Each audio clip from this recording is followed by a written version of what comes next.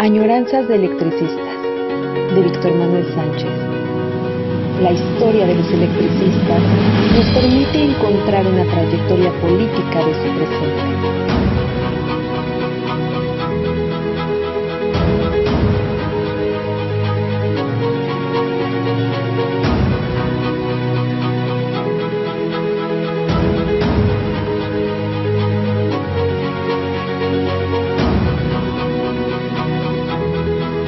Comenzamos. En otra añoranza de electricistas, estamos el lunes 16 de octubre,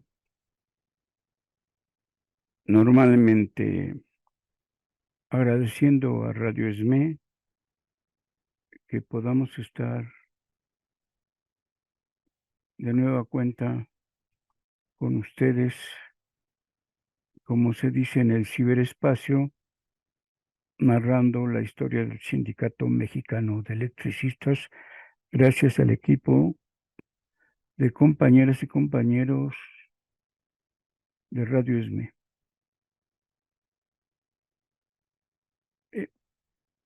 Bueno, terminamos la exposición de la ponencia sobre un balance de las condiciones en que se dio la extinción, el golpe burgués contra el ESME desde el área donde más fuerte se suponía que eran la compañía de luz, el trabajo, su zona y materia de trabajo, su contrato.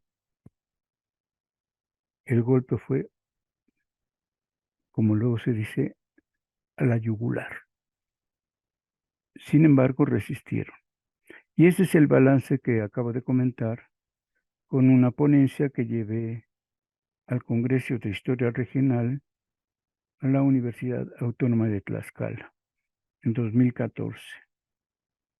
Y comentaba yo dos cosas que quiero retomar. Una, que mencioné que hubo un secretario general que en lo particular me pidió que escribiera acerca de su gestión, su tiempo en que fue secretario general y que comentara yo precisamente sus años de secretario general y que estaba convencido que era uno de los mejores o el mejor secretario general que había tenido el ESME. Cuando me lo propuso, había dos cajas más o menos medianas, llenas de documentos, y que me dice que ahí estaba, pero que, bueno, que ahí estaba toda la información que consideraba que era la importante y la necesaria.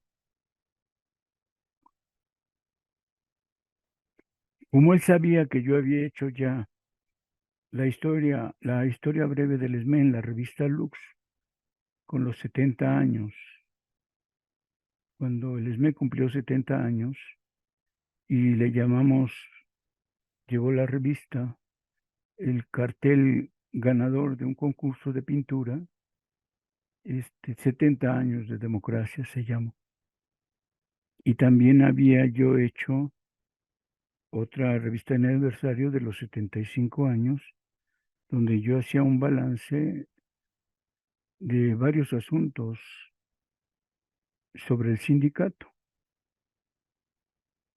Y bueno, el que me pidió, bueno, y al que le advertí, fue Jorge Sánchez García, al que le advertí, sí lo hago, pero no puedo prometer que la conclusión sea que es la mejor gestión sindical que haya ocurrido en todos los tiempos. Estudio, investigo, si me faltan más documentos, los pido, y el resultado es el resultado. Si sale positiva, positiva; si sale crítica, porque lo que más necesitamos en cualquier situación, en cualquier momento, es una perspectiva crítica. y hay contrapesos. En estas épocas todo el mundo le critica a Jorge Sánchez. Escribí un artículo que salió en La Jornada, comenté ya, y que salió publicado en el suplemento de La Jornada Laboral, donde ya yo de por sí criticaba al secretario general por estar llevando a dos hermanos al interior del Comité Central, y que eso ya reflejaba una crítica bastante seria. Entonces, bueno, eso no se lo dije, simplemente le dije, reviso tus documentos, escribo sobre lo que voy encontrando y lo que resulte. Te les digo que además de los documentos que me llevó en 2 cajas, me dijo que Pablo Casas, el asesor principal que tenía en aquella época, era el al que le podía pedir todo lo que necesitara, y él me permitiría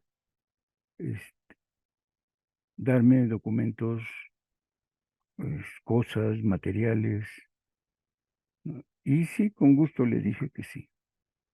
Entonces, por los acontecimientos que hubo, pues ya no se pudo, no me dejó las cajas.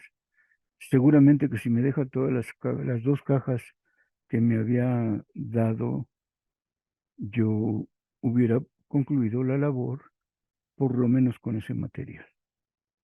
Entonces, lo más curioso es eso. Ese es el tema de los asuntos de actualidad. O sea, yo puedo revisar material, evaluarlo, presentarlo, hacer una crónica, y en el balance, en la evaluación, pues sale lo que tengo que salir. No necesariamente puede ser el mejor o el peor. Hay de todo. Y una mirada crítica de los procesos es fundamental. Por ejemplo, se le critica mucho que se entregó a Carlos Salinas de Gortari. Yo digo, sí puede ser, pero es la gestión sindical, el secretario general, que retiró completamente la liquidación que Luis Echeverría Álvarez le había impuesto a Compañía de Luz. Hoy dicen, es que eso impidió, bueno, pero también permitió sacar de la liquidación a Compañía de Luz, y por tanto les que hay que hacer la evaluación. Efectivamente. Hay, en este caso que menciono, hay puntos buenos, puntos malos. Por ejemplo, cuando se hizo el llamado Pacto de Necaxa, que Salinas de Gortari llegó a la mesa, a Necaxa, para un meeting que se hizo ahí, y señaló con claridad: los que están contra mí son mis enemigos, los que están conmigo son mis amigos. Todo el mundo entendió eso en aquella época dentro de las filas del movimiento obrero, que Salinas de Gortari se declaraba enemigo de los trabajadores. Curiosamente, esa presencia en Icaxa coincidió con que yo estaba con mi grupo de la Facultad de Ciencias Políticas instalados en la mesa. Nos habían prestado las instalaciones de la Casa Club, y estuvimos 4 días en la Casa Club, y coincidió en que Salinas de Gortari llegó, lo vimos llegar en su helicóptero, vimos quién llegaba, llegamos, vimos que llegó toda la parafernalia y el cuerpo de guardias presidenciales, que obviamente no nos permitieron acercarnos mucho, pero ahí estábamos. Después yo bajé a ver bueno, bajamos todos a ver la asamblea, el evento donde se declaró lo que se declaró, y efectivamente hay un balance ahí que es necesario hacer, pero insisto, había una crítica que yo ya había hecho en ese y el siguiente año en contra de cómo llegó o cómo quería mantener y sostener el poder eléctrico electricista. Bueno, la anécdota es, el secretario general que me pidió que escribiera que la mejor gestión sindical de un secretario general era la de él. Y, por si no lo sabían, hubo otro secretario general antes que dio la orden de que yo no podría estar ni entrar a ninguna de las oficinas de los secretarios del comité central. Me prohibieron el acceso a la Secretaría de Actas y Acuerdos, me prohibieron el acceso, que eran los lugares en donde yo iba a investigar, a trabajar, a estudiar actas y acuerdos, a la Comisión Autónoma de Honor y Justicia, la Comisión Autónoma de Justicia, perdón, para ver los procesos, las actas electorales de cada departamento, de la Comisión de Trabajo, a Educación y Propaganda, porque seguido iba yo a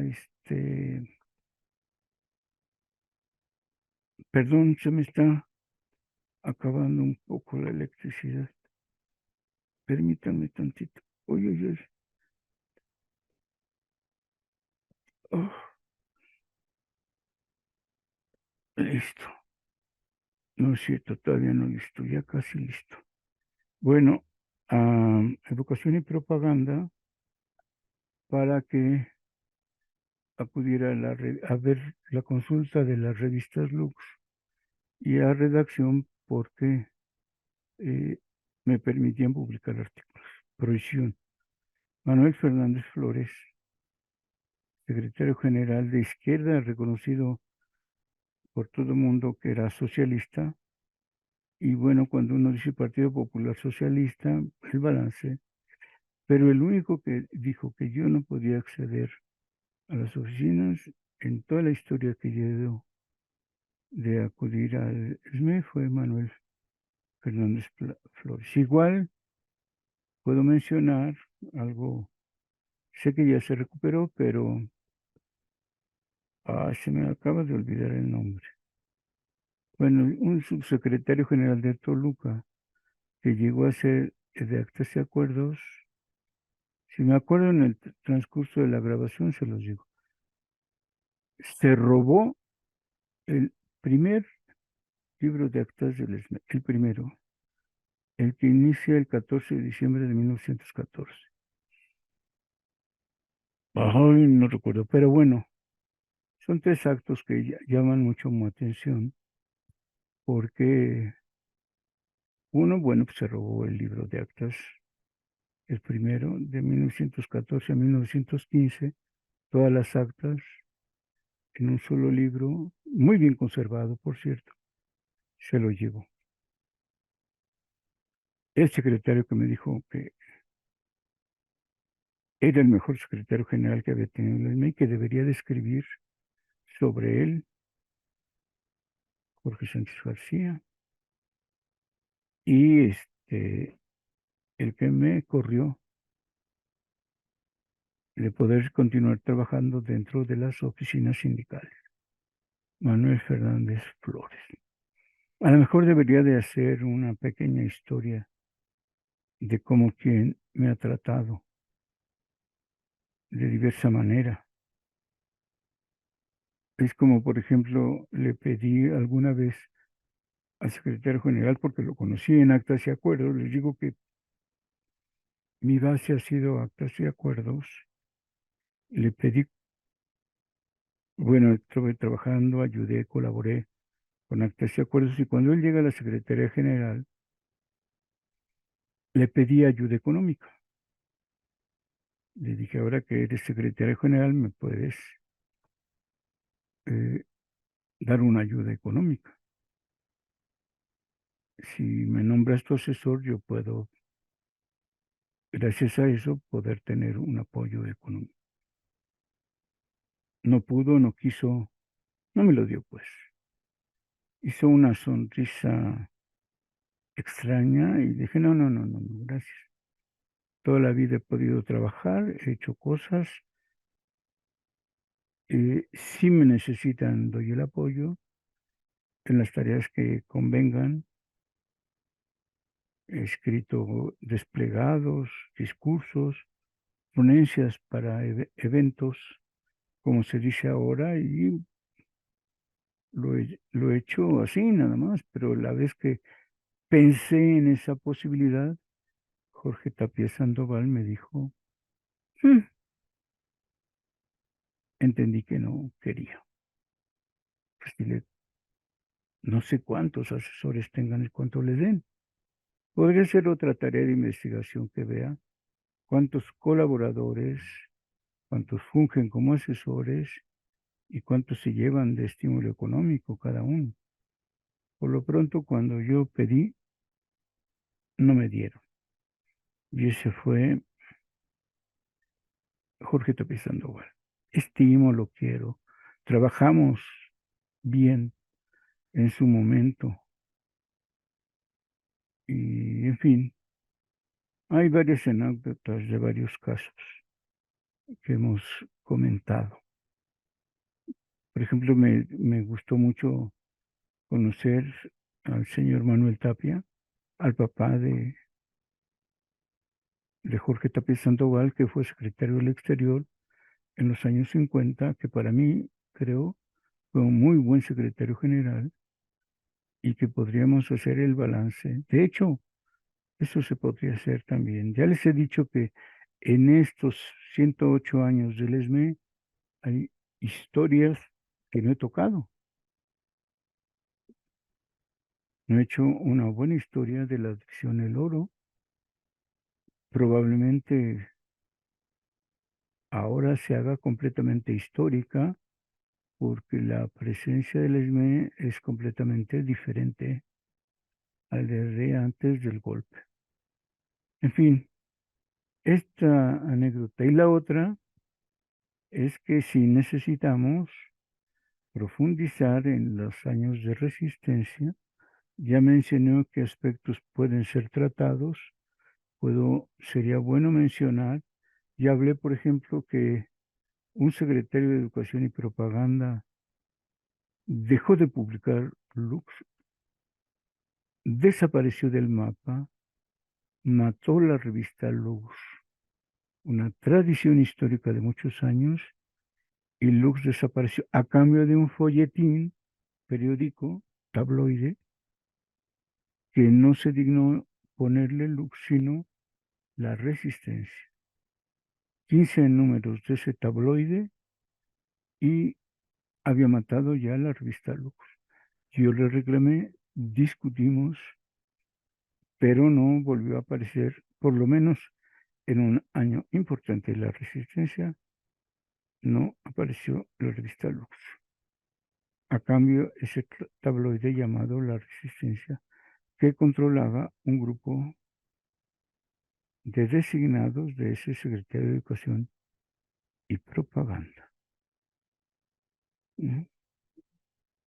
Bueno, ya que estoy en anécdotas, hubo otro secretario de Educación y Propaganda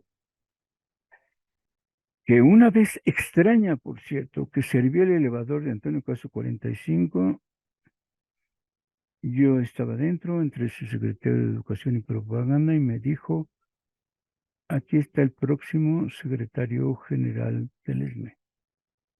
Perfecto, le dije, me parece muy bien. Espero que me permita seguir trabajando en la revista Lux y que pueda seguir apoyando a la Secretaría de Actas y Puertos y Acuerdos. Está bien, voy a escribir sobre ti. Compañero de dibujo, que era secretario de Educación y Propaganda, y que se me acaba de olvidar el nombre. Ay, creo que el señor alemán Alzheimer me está visitando muy seguro. Bueno, perdón, después de estas anécdotas, que por cierto sí podría ordenar una serie de ellas y narrarlas alguna vez, apuntando para que no termine Mera. El de Educación y Propaganda fue Mera. Yo diría el único secretario general que alguna vez, comentando con compañeros, dijimos que era la única revista Lux que no podía usarse. Primero se dificultó a leer porque le hizo un papel brillante de colores que lastimaba la vista. Y segundo, en tono de broma, los compañeros decían que no servía ni para el baño. Era páginas duras. Hijo, bueno, eso dijeron. Yo sí aprobé esa digna respuesta que no servía ni para el baño. Por lo duro, porque no se doblaba, no servía ni para el baño. No se podía leer, pero él fue el que me dijo en el elevador una vez, ya se imaginarán, era secretario de Educación y Propaganda, lo saludo y me dice, estás frente al próximo secretario general. Sí contendió 2 veces, perdió, fue secretario de Trabajo y no llegó y publicó la revista Lux que no servía ni para ir al baño. Bueno, ahora sí, perdón por estas cosas. Ya ven que la mente, yo quería solo precisar al secretario general que me dijo que era el mejor secretario general y que debía escribir sobre él. Ya. Hoy, hoy, vamos a contar la historia del primer informe que se hizo eh, de la Central Nacional de Trabajadores como un nuevo impulso en el camino de la unidad obrera. El presidente de la CNT, en el acto de clausura de la primera Asamblea Nacional que se efectuó en junio de 1933, hace el cierre después de haber sido nombrado presidente de la CNT. Entonces vamos a leer ese documento, la primera Asamblea Nacional de la CNT, 23 de junio de 1963. El presidente de la misma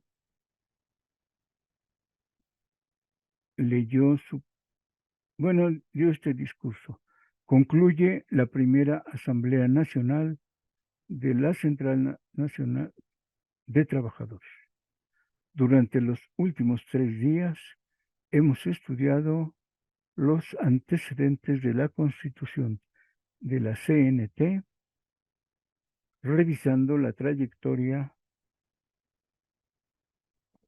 seguida y proyectando las tareas en cuyo cumplimiento debemos comprometer nuestros mejores entusiasmos y los más grandes esfuerzos para contribuir con eficacia a la reestructuración democrática del movimiento sindical mexicano a fin de que la clase obrera cumpla la misión que le corresponde.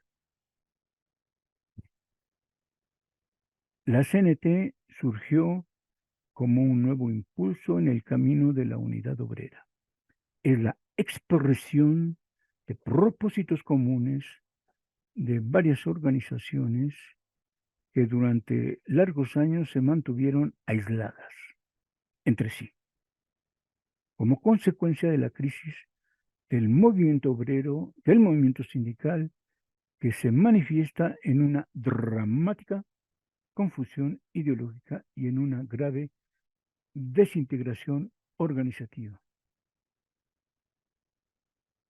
La Confederación Revolucionaria de Obreros y Campesinos, la Confederación Revolucionaria de Trabajadores, la Federación Obrera Revolucionaria la Federación Nacional de Cañeros, la Unión Linotipográfica de la República Mexicana y los sindicatos mexicanos de electricistas y de trabajadores de la República Mexicana sumaron sus esfuerzos para cumplir con una gran tarea. La CNT, podríamos haber dicho la nueva CNT, la reciente CNT, adoptó la forma de un cuerpo colegiado, oigan esto, la forma de un cuerpo colegiado, deliberante y representativo, con el compromiso de mantener la autonomía de las organizaciones, así como su autodeterminación. Se busca conjugar la acción común. La unidad orgánica quedó establecida como una meta, como un objetivo, a la que se llegará mediante el encuentro de formas de organización más elevadas y perfectas. Como subtítulo va el primero, crisis profunda y grave. Durante su breve actuación, la CNT, insisto, la Central Nacional de Trabajadores, la CNT, ha ido extendiendo por todo el país sus formas de conjugación unitaria y en varios estados y regiones se han constituido consejos filiales. De esta manera se ha ido construyendo lenta pero seguramente la unidad de los trabajadores mexicanos. Sin embargo, queda por hacer mucho y ciertamente no podemos de ninguna manera declararnos satisfechos con las tareas cumplidas. La crisis del movimiento obrero, del movimiento sindical, es profunda y tan grave que reclama una mayor compenetración de su naturaleza y una actuación más resuelta. Le pusieron por título en la revista Luz, sin un auténtico sindicalismo no se puede reconstruir la unidad de la clase obrera.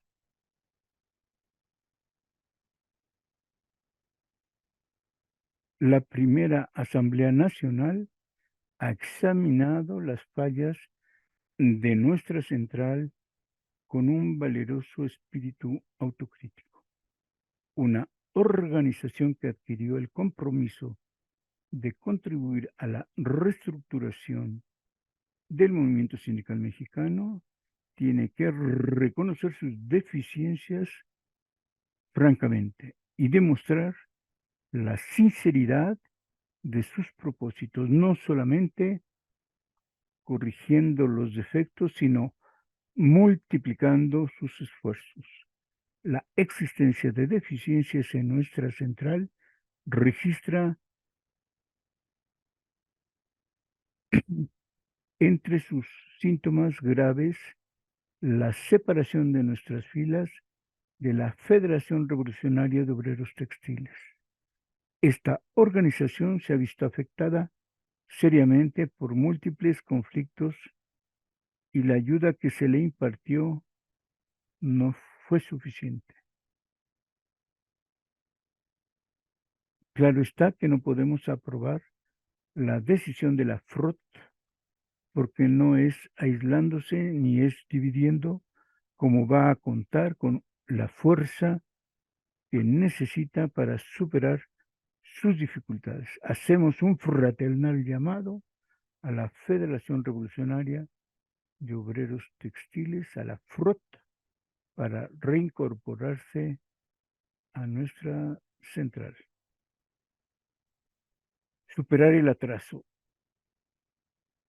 Esta primera Asamblea Nacional ha confirmado básicamente los principios unitarios que se plasmaron, en la Constitución de la Central Nacional de Trabajadores.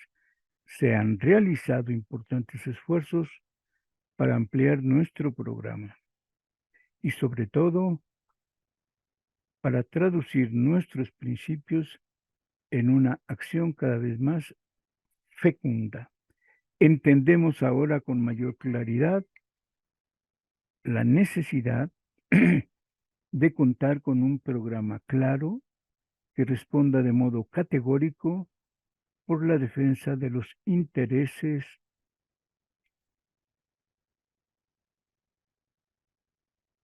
legales e históricos de la clase trabajadora.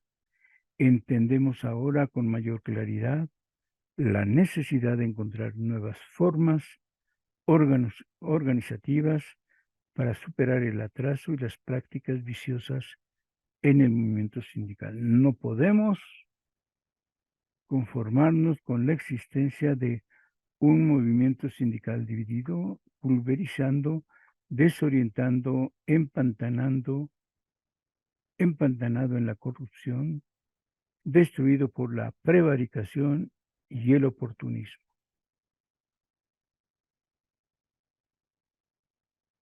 Perdón, repetimos de nuevo esta parte para que nos quede sumamente claro que esta es la tarea principal de estos momentos. Llama la atención porque ha habido en distintos años de esta década varias llamadas a la organización general de la clase obrera.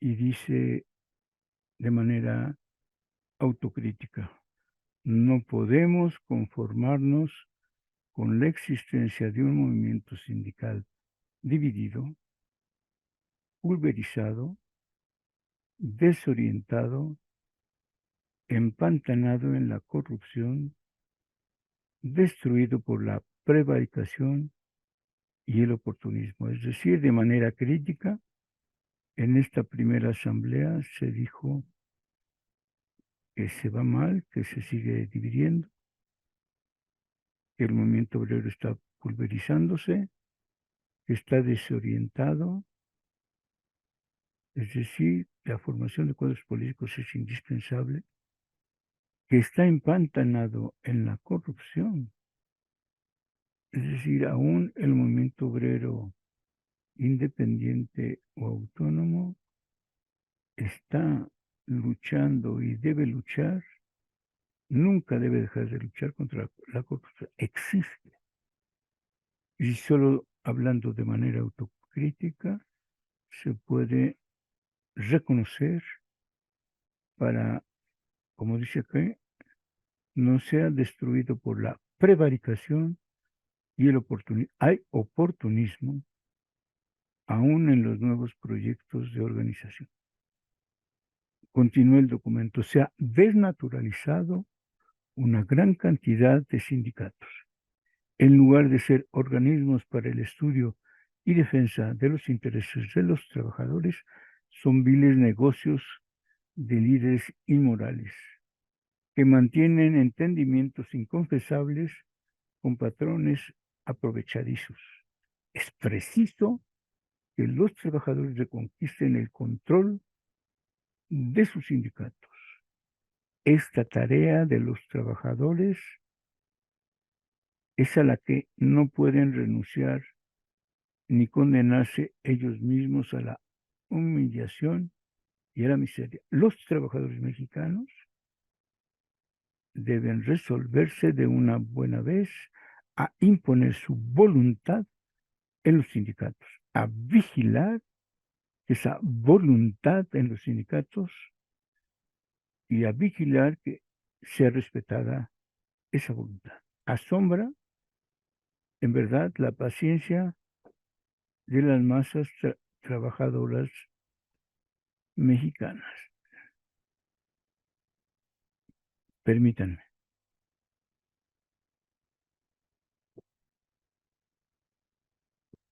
Ignorancia criticable. Los sindicatos, las simulaciones sindicales, la desnaturalización de los sindicatos como instrumentos de lucha deben terminar. Debe acabarse con la simulación. Necesitamos revisar interiormente, de manera autocrítica, dónde se está o no simulando. Es urgente romper los entendimientos inconfesables y el tráfico deshonesto de los intereses obreros.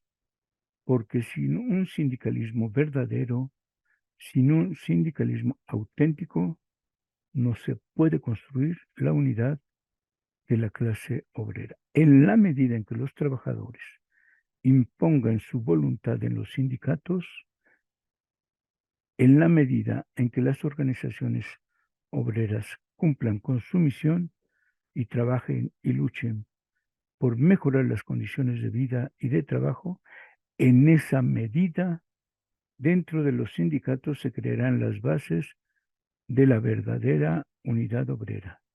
En esa medida será posible reestructurar el movimiento sindical mexicano.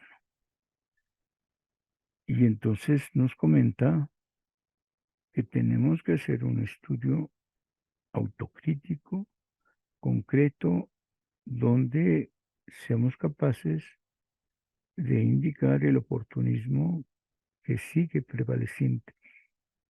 No hemos, dice este documento, presentado autocríticas. Y en estos párrafos la autocrítica es fundamental. Reconocen que hay corrupción, que hay prevaricación y que el oportunismo en varias áreas, en varias organizaciones, en varias acciones sigue presente. Se debe de acabar con esa situación. Es natural y nada tiene de extraño que los trabajadores nos ocupemos en aumentar nuestros salarios, en mejorar nuestras prestaciones sociales y económicas. Esta actitud es perfectamente legítima, y lo criticable no es de ningún modo que los trabajadores pensemos en mejores salarios y prestaciones, sino en todo caso, lo criticable es que se ignore la realidad nacional y se vea en la actitud de los trabajadores la causa de los problemas y no sus consecuencias. Resulta difícil admitir que pueda echarse en cara de los trabajadores sus aspiraciones legítimas, cuando en la realidad se contempla que la carestía de la vida hace cada vez más insuficiente los salarios y, sin embargo, la mediatización sindical mantiene en una desesperante pasividad a los trabajadores. Estos párrafos son de clara autocrítica. No estamos respondiendo, dice claramente, la organización o los comités a impulsar la acción activa, presente, actuante de todos los trabajadores. Situación paradójica. Una organización como la nuestra necesita despejar con toda claridad los problemas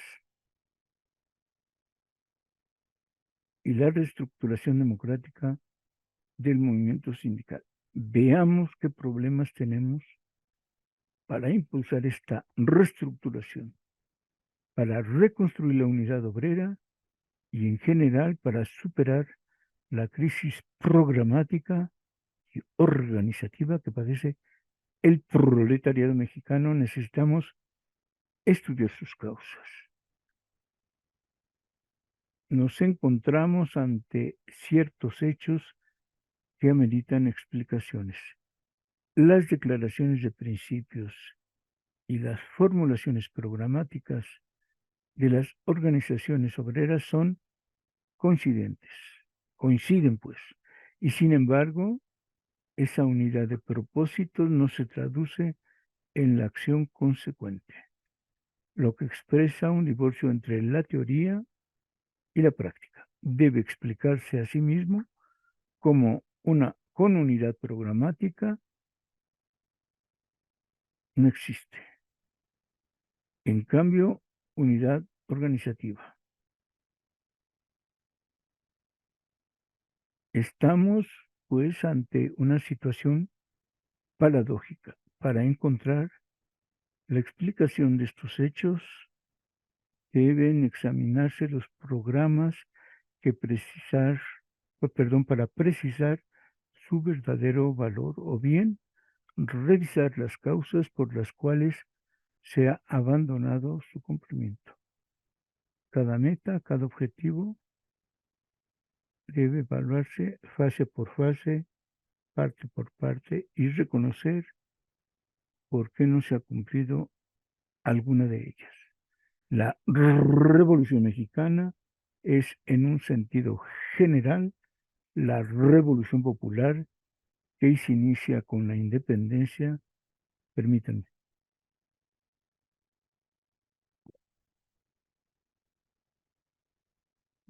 prosigue con la reforma para crear una nación independiente y soberana, económicamente fuerte y socialmente justa.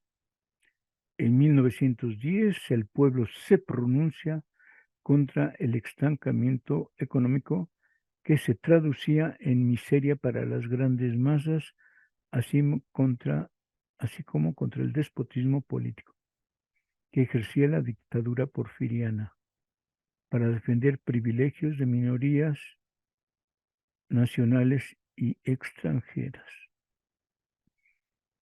En la independencia el pueblo se propuso crear la nación.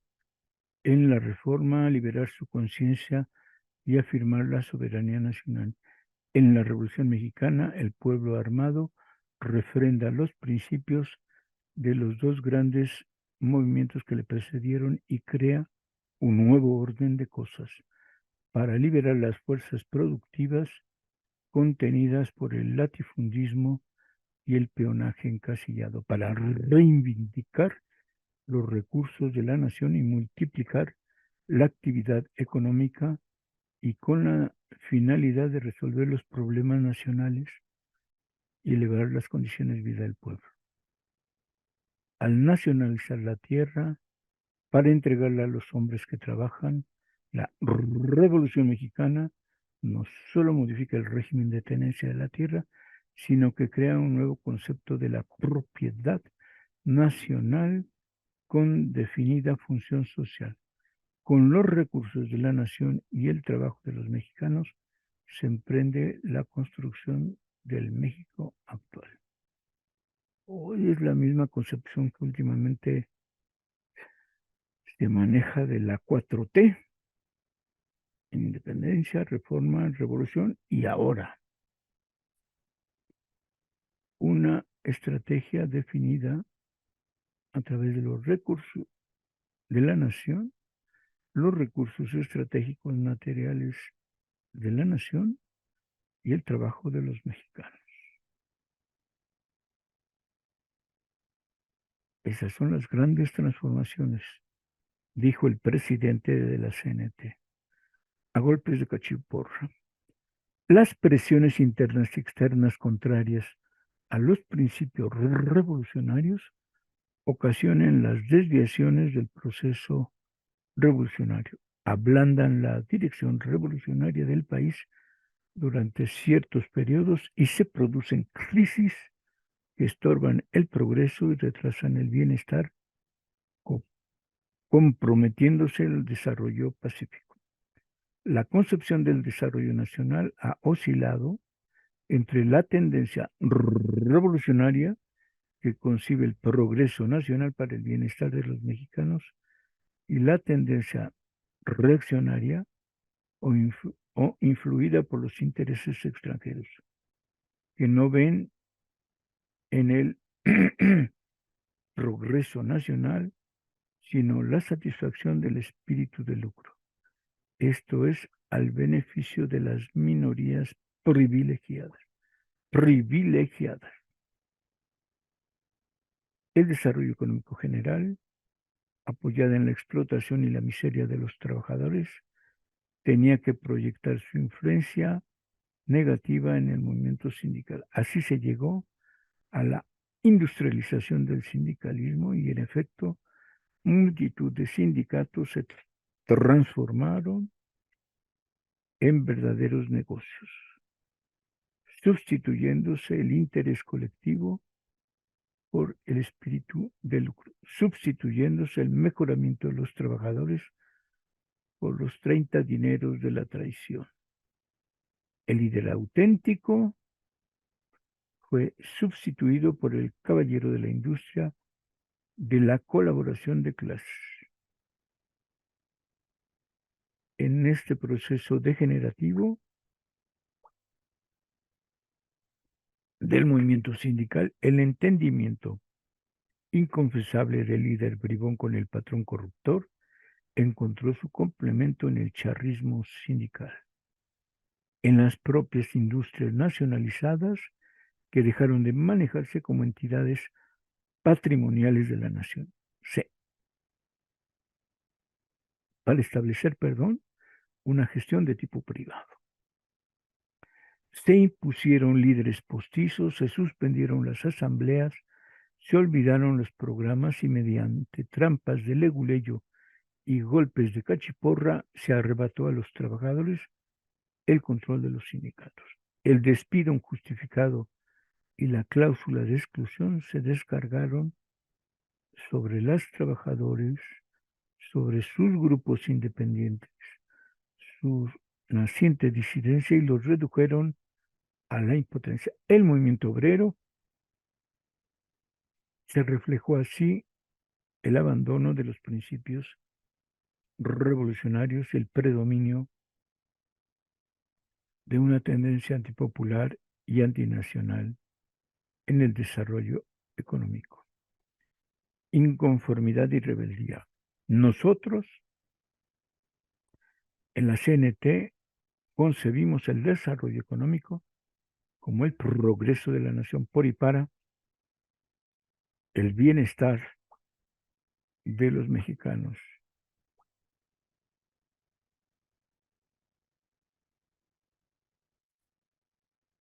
Ese es el punto. Pensamos que el país debe progresar más aceleradamente. Consideramos que es necesario organizar mejor el trabajo y elevar la productividad en todos sus órdenes. Estimamos que la intervención del Estado en la vida económica debe ser reforzada para cumplir con los postulados de la Revolución Mexicana, pues es indispensable planear y multiplicar la actividad económica y conjugarla con los principios de la justicia social.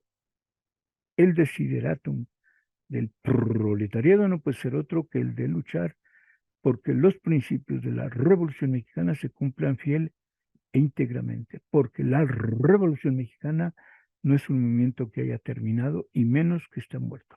Las ideas de nuestro pueblo han transformado nuestro país y deben seguir transformándolo para crear el bienestar y la felicidad de los mexicanos.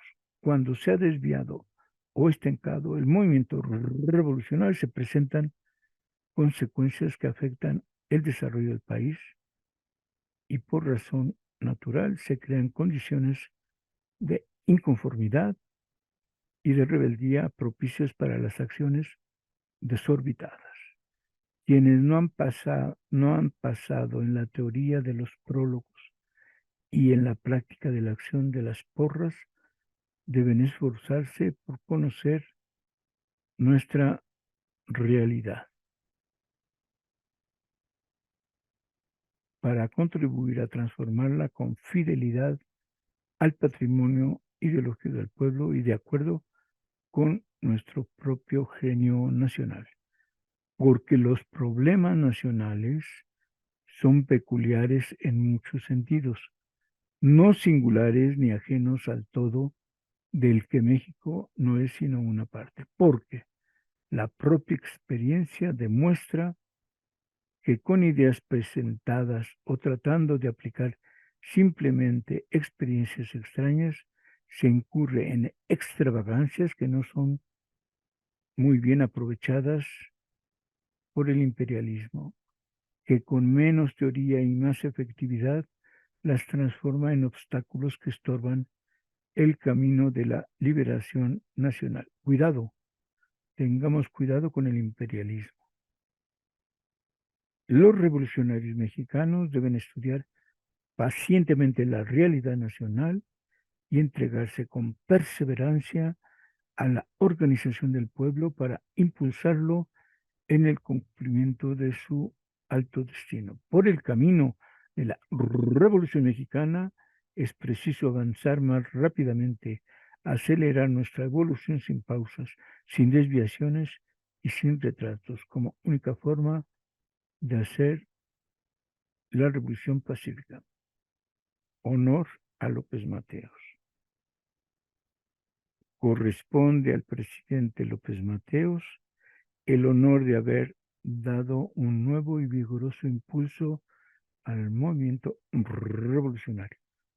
Sus aportaciones teóricas y su acción creadora han despertado el entusiasmo del pueblo, que entiende ahora cada vez más claramente que deben trabajar para producir más, para que el país progrese, pero entiende cada vez más claramente que ese progreso significa más salarios, más vestido, más salubridad, más educación, en suma, mayor bienestar.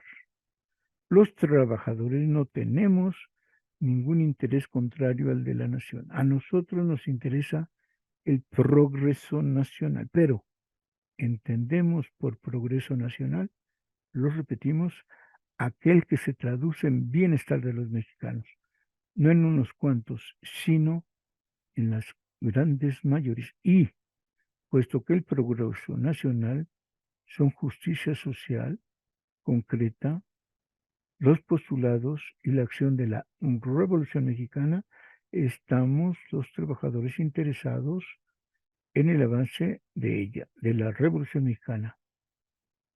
No nos conformamos con el reconocimiento de la extraordinaria obra realizada. Queremos que la Revolución Mexicana alcance más objetivos dentro del menor tiempo y para beneficio del mayor número de mexicanos. Durante muy largos años hemos estado esperando que la iniciativa privada haga progresar a la nación, a pesar de que ha estado privada de iniciativa, se le ha rodeado de toda clase de privilegios y de consideraciones. Esto no puede ser negado, como no puede negarse que ha recibido estímulos y garantías excepcionales. Espéreme tantito.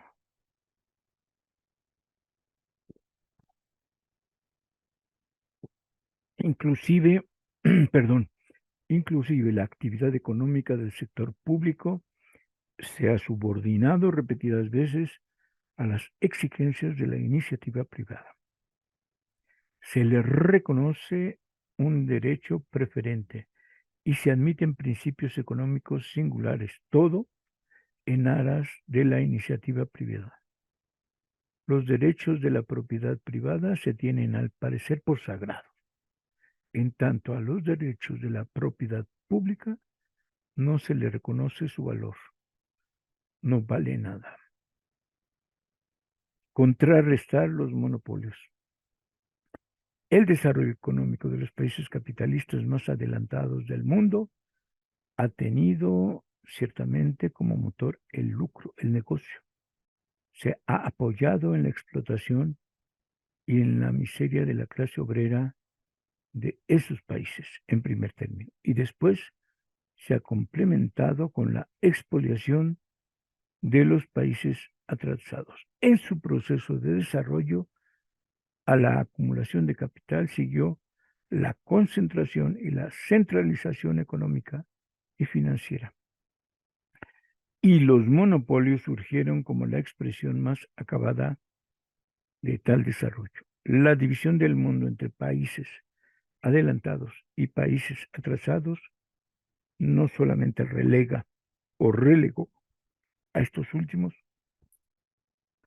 a la condición de meros productores de materias primas, sino también les cerró el camino del desarrollo seguido por los propios países adelantados. En los países no desarrollados, no solo hay que superar las formas de atraso, sino que es preciso además contrarrestar la penetración de los grandes monopolios cuya actividad parasita las economías débiles como la nuestra y crea condiciones económicas que no se pueden concebir. Ya el desarrollo económico de acuerdo con los moldes clásicos. Es decir, no se puede concebir ese desarrollo económico con moldes clásicos de liberalismo económico, sino conforme a nuevos principios que conjuguen el progreso con la justicia social. La debilidad orgánica de la iniciativa privada en los países atrasados como el nuestro no puede de ninguna manera asumir las responsabilidades del desarrollo económico y buenos ejemplos de ello los tenemos en nuestro país.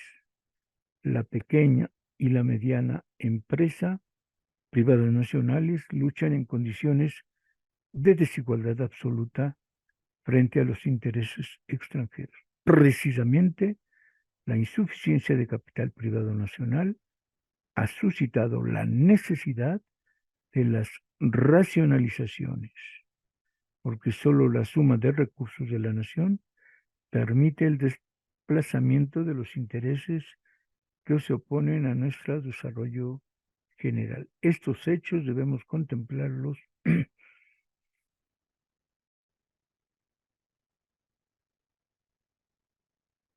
en su verdadera realidad. La iniciativa privada nacional no tiene por qué recelar del proceso de nacionalizaciones, puesto que se sabe por propia experiencia que las nacionalizaciones la favorecen y hacen posible el progreso nacional. Frente a las fuerzas del capitalismo monopolista, no podemos oponer una política de libre competencia, porque ello sería ceder el triunfo de antemano a los monopolios. Históricamente no tenemos otra alternativa que la de proteger, que la de proseguir, que la de perfeccionar las nacionalizaciones y buscar las formas positivas de desarrollo y la conjugación con la verdadera iniciativa privada nacional. Replanteamientos necesarios. Recordemos que se cierre la ponencia, el discurso del presidente de la Confederación Nacional de Trabajadores, de la CNT, después de su primera Asamblea Nacional. Dice así entonces: en las condiciones prevalecientes, el desarrollo de un país como el nuestro debe apoyarse en la suma de esfuerzos de todos los mexicanos y para el bienestar de todos los mexicanos. La propiedad no confiere el derecho de usar y abusar de la propiedad privada en perjuicio de la sociedad. Debe tener un sentido social eminente. Estas ideas no son exóticas de ninguna manera. En la Constitución General de la República están consagrados los principios que las convalidan. El derecho de la nación para imponer a la propiedad privada las modalidades que dicte el interés público marca un nuevo camino, el camino que ha encontrado el pueblo de México para construir la grandeza de la patria y el bienestar de sus habitantes.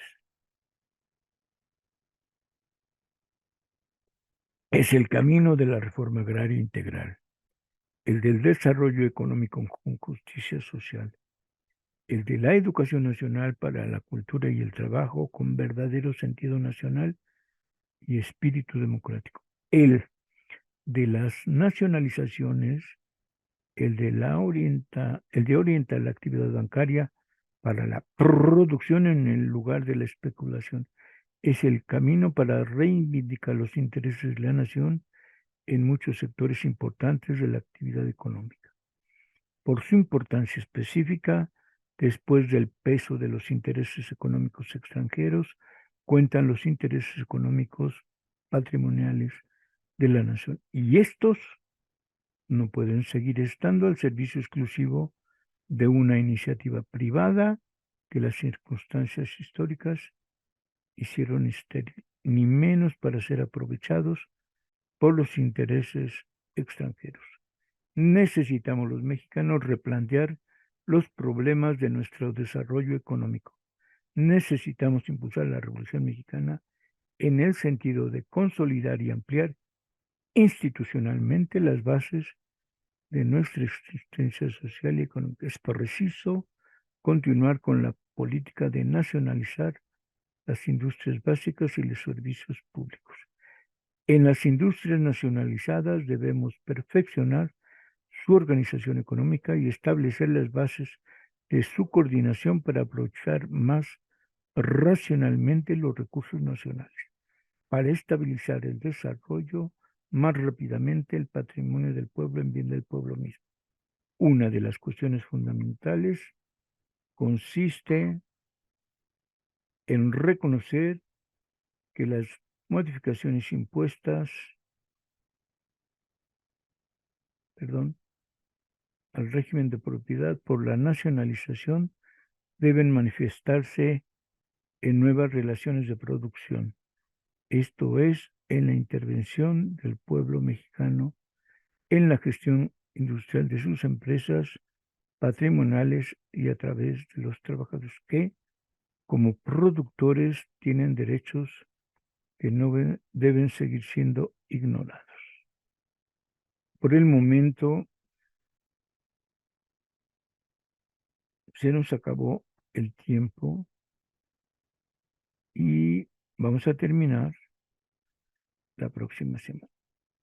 Es claramente, como es notable descubrir, que la Revolución Mexicana, como se dice a través de este discurso, es el camino, que la Constitución mexicana es el camino, que el progreso nacional está en el progreso de la Revolución Mexicana, la cual dirige y conlleva, se dice en este documento, en esta circunstancia, en este discurso, con López Mateos. Es un discurso nacionalista, siguiendo los pasos presidenciales. Comentaremos más la próxima semana. Les agradecemos por ahora su atención, su presencia y es el resultado de la primera Asamblea Nacional de la Central Nacional de Trabajadores, la CNT.